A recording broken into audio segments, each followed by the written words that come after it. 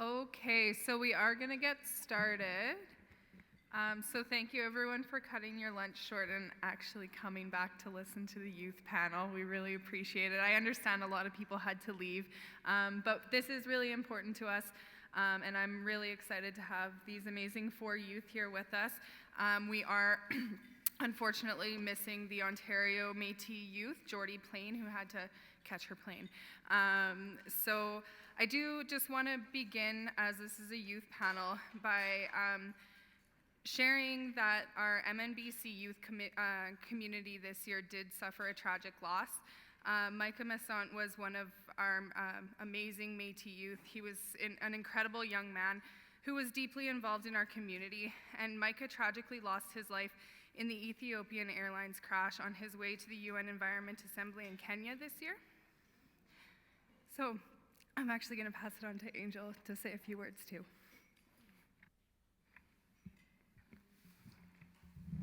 Hi, greetings everyone. I just wanted to share a few words as Micah Messant was a friend of mine. I had the honor and the privilege of sharing Circle with him in the Indigenous Youth Internship Program. And I have to say Micah is by far one of the most incredible people I've ever had the privilege of knowing. He was passionate about the environment, he was passionate about youth, he was passionate about justice, and he walked in a way that carried forward those passions and made other people care about them. But aside from his passions, I just really want to impart on everyone that this was a young person who had a magnetic presence. He was someone who drew people in and made them feel included, even when he was acting to further social justice. He was kind-hearted, he was cheeky, very cheeky, but above all, he was loving, and he loved his mother very much. And I can only imagine the incredible pain that she's in right now, and I hope that you keep her in your thoughts, and keep the family in your thoughts. Thank you. Thank you, Angel. So we did meet as the youth over lunch yesterday and talked about what is important to the youth here and what they want to share. So we do have a few questions, but we're going to merge some of them so that we can make it through this quicker, and also open it up to questions from everyone here. As you know, we just had that discussion over the resolution, and that was brought forward by the youth. So these youth are really passionate about being here. So with that, I just want to open it up by asking you all to introduce yourself and share a little bit about what brought you here to the LFMO AGM. Like, how are you involved? Hi, so I'm Jocelyn Ormrod. I'm from Saskatchewan. I'm here representing Lafita Madeline. So what brought you here to the LFMO? A car. We drove. No, being the youth rep for Lafi, they asked me to come and represent them and speak on this panel as well to sort of make them sound good. But I've been a youth rep for Lafi for probably about a year now. And like one of the biggest things that I've now involved in, just in regards to the Métis women, is we're throwing an event in a few weeks here. I'm so busy this month, where we're honoring our missing and murdered Indigenous women in Saskatchewan. And also a part of that, we're welcoming the LGBTQ2S+ community to the organization. And within that, I'm helping do a presentation with Sheila Andrews, our LGBTQ2S+ representative as well. So I'm excited for that, and that's sort of one of the biggest things that I'm involved in right now. Good afternoon, I'm Melissa, and I'm representing Alberta and New Dawn Women's. So I am actually employed at Rupert Sign Institute, which is the training and employment affiliate of the MNA. So I work as a job coach, and in that position, I work with post-secondary students, I work with job search clients to help them find work, facilitating workshops, and then all of the community engagement activities. So networking with employers and agencies to really help our Métis clients in their job search journey, as well as post-secondary students. And I work with the Indigenous centers at all post-secondaries to identify the Métis clients and find out how we can support them. So in doing that, I like to go to all the Métis-related events in Alberta and just stay connected with what's happening in my region and become approachable to especially the youth who feel like they can't really ask for help, especially if they need help finding work or need supports with school. That's what I'm trying to do. So for part of that, I decided to go to the New Dawn meeting and was actually nominated by the youth team to run. And I was one of the youth, like Marilyn mentioned, that ran. I unfortunately lost by 1 vote. But Marilyn believed in me and asked me to be here as the youth, and I really believe in the direction New Dawn is going and see unlimited potential for women in Alberta. So that is super exciting. And then I just need to brag for a minute that my sister actually just got hired a couple weeks ago as the Director of Youth Programs and Services at the MNA, and she is the youngest director in the organization at 22 years old.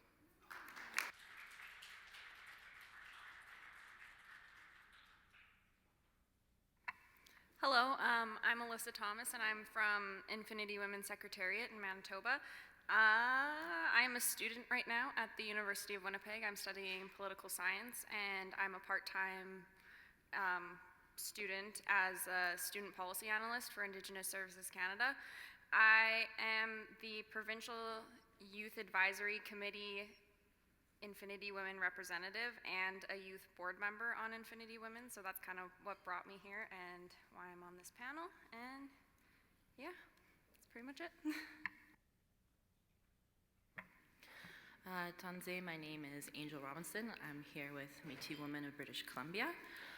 Before I introduce myself, I just want to acknowledge that we're gathered here on the territory of the people of the Treaty 7. That's the Blackfoot Confederacy of Siksika, Kainai, and Piikani, as well as the Tsuut'ina and the Stoney Nakoda of the Bearspaw, Chiniki, and Wesley Nations. I traveled here today from Lekwungen Territory, that's in Victoria. I am the LGBTQ2S+ representative on the board of the Métis Nation of Greater Victoria.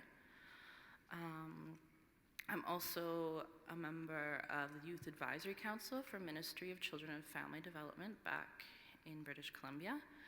And I'm a member of the Métis Nation British Columbia Mental Health Youth Advisory, is it Counselor Committee? I'm on so many councils and committees that I get the two mixed up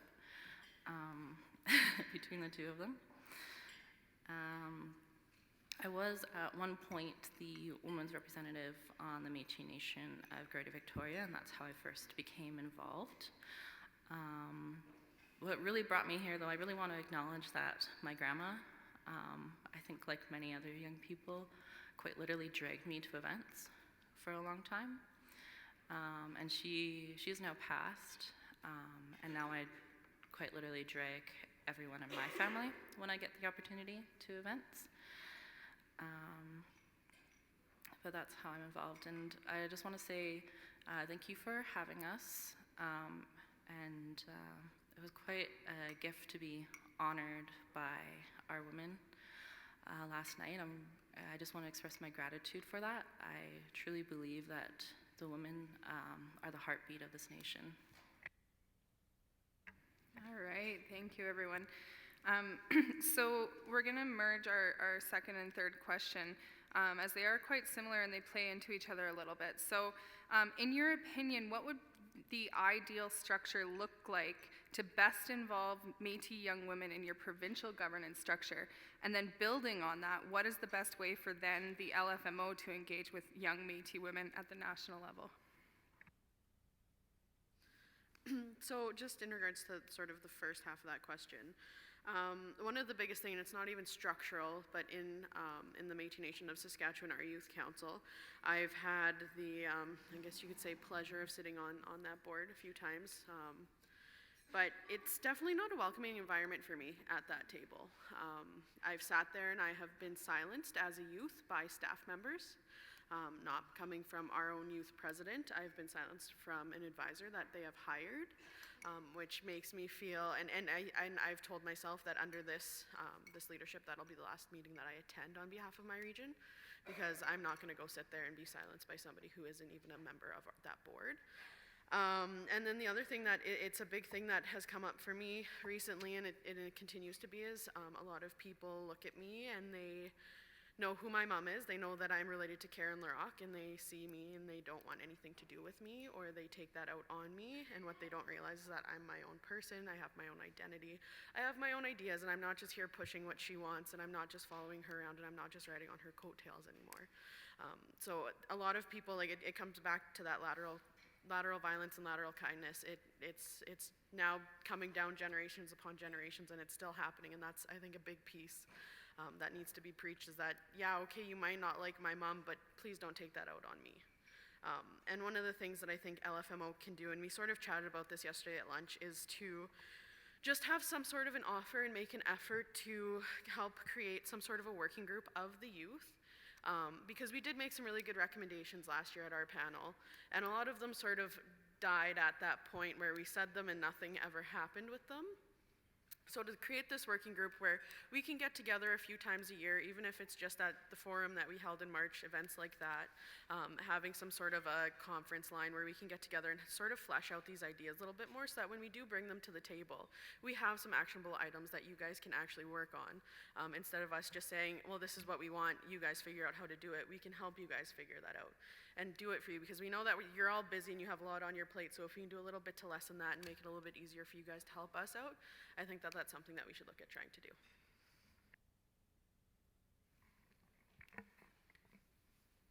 Okay, so just furthering on to that, we had discussed even just a conference call where we could discuss our ideas, come to like a plan to present to you guys, because we think it's really critical to implement steps that bridge the generational gap between the youth and the members that we have now. And not only do we want our voices heard, but we want to follow in the footsteps of all of you role models and really just kind of pave the way for the next generation.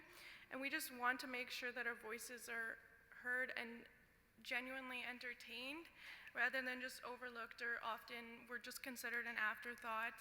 And like, as much as people say they want the youth to be involved, a lot of the times nothing comes of it.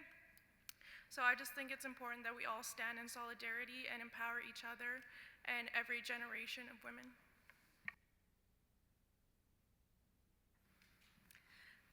So just speaking on how the Manitoba kind of does their youth provincial involvement, we have a provincial youth advisory committee, and we have an Infinity Women Secretariat representative that's selected to be on that committee, so that's me. And then we also have regional youth advisory committees in each of our 7 regions, and on those regional youth advisory committees there are Infinity Women representatives as well. So I think that Manitoba is actually, maybe unlike the other provinces, but we're getting there, and we're doing a really good job in getting the youth to be involved in sort of like minimum political involvement, I guess.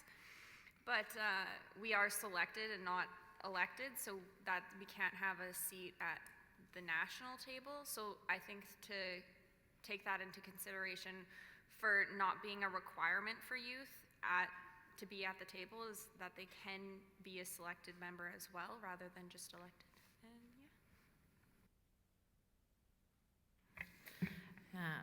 And just to add to that, I'm personally lucky to be from a community that is very supportive of youth on the local level. So there are 3 youth outside of the designated youth position on the board of directors of the Métis Nation of Greater Victoria.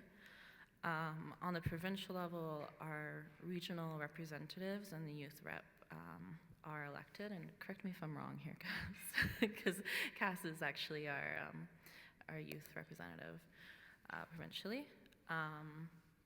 And I also want to just take a moment to really hold Cass up, because I think a lot of the progress that we've made in recent years and hearing youth voices have actually been in large part thanks to her and the work of other youth who are very involved.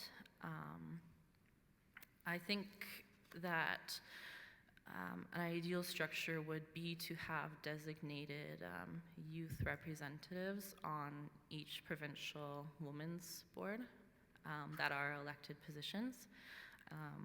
And I understand that the structure may be a barrier to that, but I also believe that if structure poses a barrier to a voice being heard, that the structure needs to change. That was great. Thank you, everyone. I think at this time we're opening up the floor to any questions that any of the delegates may have for the youth.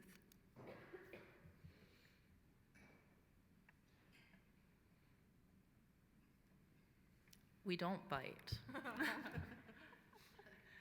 Jenna? Hi, Jenna Vandel from Manitoba. Thank you all for being here, and I'm very glad to hear your voices. I'd just like to know if you could prioritize all your concerns that you have. What do you think would be your number one concern as a Métis youth? Or something you would like to see addressed the most?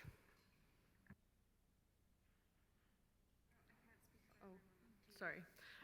Number one for me is and we see it, I'm pretty sure, in almost all of our nations, is accountability. It's something that follows through in every level of, well, our structures, but then also governments in Canada is in a lot of places we have a lack of accountability. And that's something that is affecting us, because when we're not holding people accountable, that's ruining the future for us.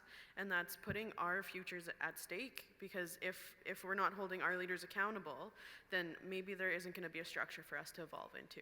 And that's something that's really been talked about a lot at this table, is that yes, we are the next people, we are the next voices that are sitting around at this table. And I'm not speaking about this table in general, but I know, like, especially my political structures, I'm very afraid of what might happen in Saskatchewan, and that maybe when I'm at the point where I feel ready to be at that table, that maybe that table won't be there for me. And that's something that I think we really need to work on, is the accountability of our leaders and our members of our nation. Just another thing that I think is really important, I think that we should have more youth and elder activities and gatherings so that we can learn from our elders and gain traditional knowledge, and like maybe take back the land, you know, type of thing, and kind of go back to our traditional ways. And I think that it's just super, super important right now. Not a lot of youth are at that stage, and a lot of youth are getting into drugs, etc. So I think it's a super good support system as well.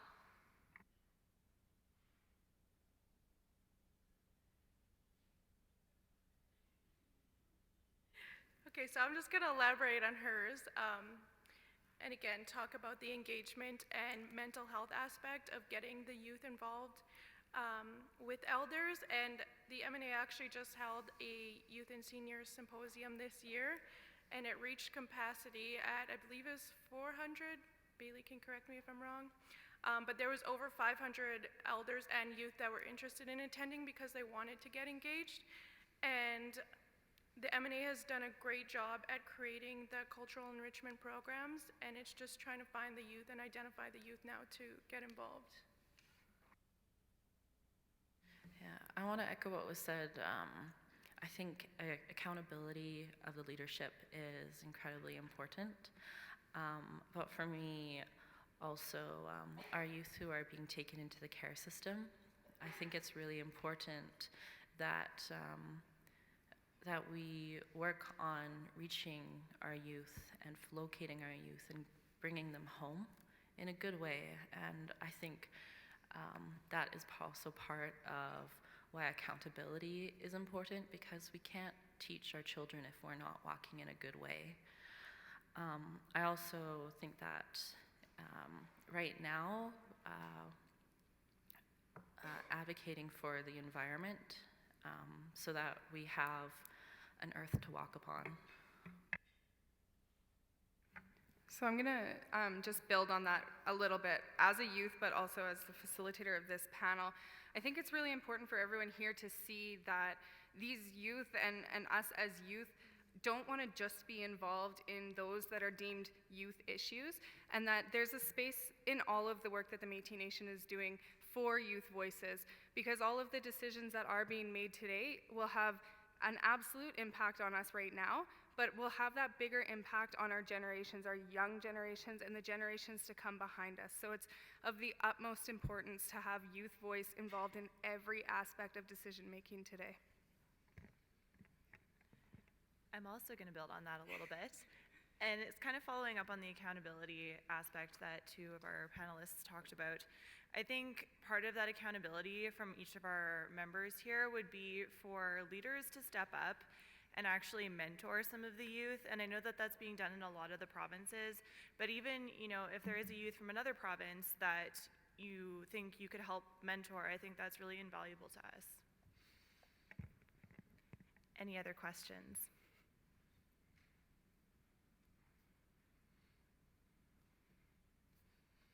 Go ahead. This isn't a trick question, but I'm just wondering what youth would say youth is, like the definition of youth or age range, or be different in different provinces. I believe, just talking, I think all the provinces are the same, but it goes up to 30 is considered a youth. So I have a really interesting point on that. And because I have been asked this in the past, because 15 to 30 is typically our youth age, and there's a huge gap in between a 15-year-old and a 30-year-old. Things change so much in that time, and I've been told that the youth period is a time of transition. And some of us transition at that very young age of 15 into young adulthood and into adulthood, and some of us only transition into that at age 30, and that's why that has been defined at such a broad age category. So youth is that age and that period of transition, and that's how it's been described to me, and that's the mindset that I like to use when I'm working with young people. Victoria? This actually leads into Cassidy's last comment. I know in our community, our youth are exposed to a whole generation of different things than we did when we were their age. And youth at age 12, 13, 14, those are pretty at-risk periods, especially if youth are experiencing challenges at home or mental health challenges, any range of things that happen. And I'm just curious, like I know in our community, the youngest Métis person that I heard of having an overdose that had to be treated for was 12 years old. So what's happening in other provinces, and what are the views of you as youth leaders about sort of getting some of those youth engaged, in that kind of at-risk period? Is that an opportunity? Is that something that can happen?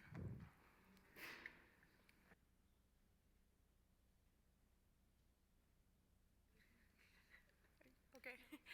Yeah, I definitely think it's critical for the youth to be engaged, and I think that is why it's so important to have those cultural enrichment programs available in every region, and to just have a youth be in each region and be, I don't know how to say this, just approachable and not have anyone, like, to feel safe about discussing their issues or what they're going through, and be in a safe place to open up. Sorry, can I just expand on that really quickly, what Melissa said? Just as someone who's part of the youth team at the MNA, we have hired 6 regional youth coordinators, 1 in every region, to run cultural enrichment programs for youth aged 12 to 29, to bring them into their culture, to run life skills programs regarding adulting, how to cook, how to do finances, etc. Also things surrounding mental health. We have a Headstrong Summit that we run every year. We're doing it this year in Northern Alberta, I believe in Grand Prairie, where there is a huge rate of suicide amongst Indigenous teens. We have our youth and seniors gathering, which brings together youth and seniors and elders to meet and discuss the unique issues that they face. And we're also just in the process of developing weekly youth groups for our youth all across the province. So each one of these 6 regional coordinators is going to start running a weekly youth group so that youth have a place to meet and feel safe and feel like they have somewhere to belong to hopefully mitigate some of those issues that they're currently facing. So yeah. Thank you, Bailey.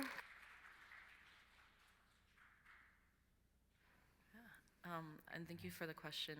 I think that 11 to 14 age range is an opportunity to reach youth. I have a younger sister, and she's currently 16, but thinking back not that long ago, she was 12 years old, and I think about where she might be today and how much more supported she might be today if there had been supports for her when she was 12, when she was 11, when she was at that critical point where she was developing.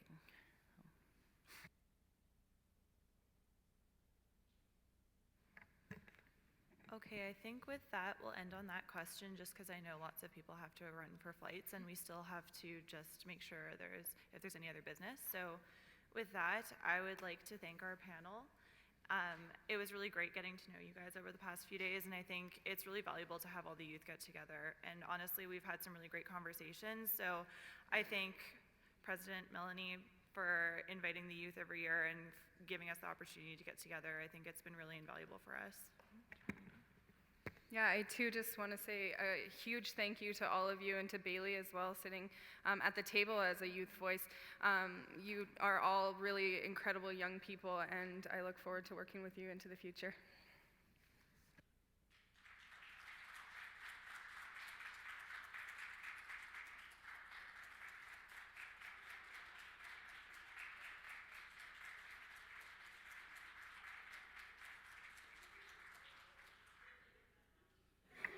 So at this time, I'm going to ask if there is any other business.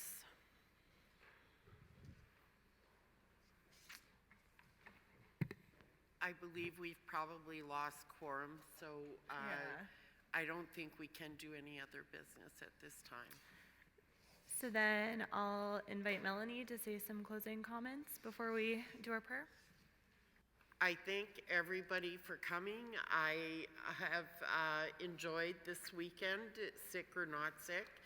I apologize, you guys. I'll try to make sure I never get this sick again when I come to these things. And just please take care, travel safe, and I look forward to hearing and seeing from all of you soon.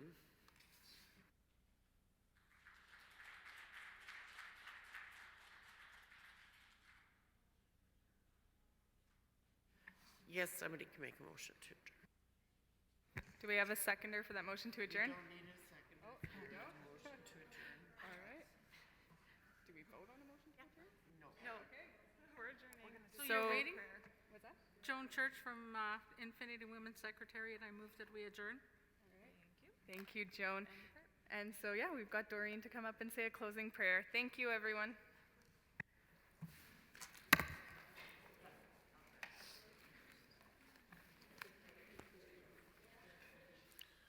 Well, thank you for this weekend. I've been just honored to be here to share our prayers and share your joy and your spirit with me. I think I made a few new friends, and yeah, it's been a wonderful weekend. When you touch someone's life, it is a privilege. When you touch someone's heart, it is a blessing. When you touch someone's mind, it is an honor. When you touch someone's soul, it is a triumph. When you touch someone's spirit, it is a miracle. Those are the words of Dr. Jeff Moulin, and you're all in my heart. God bless and safe travels.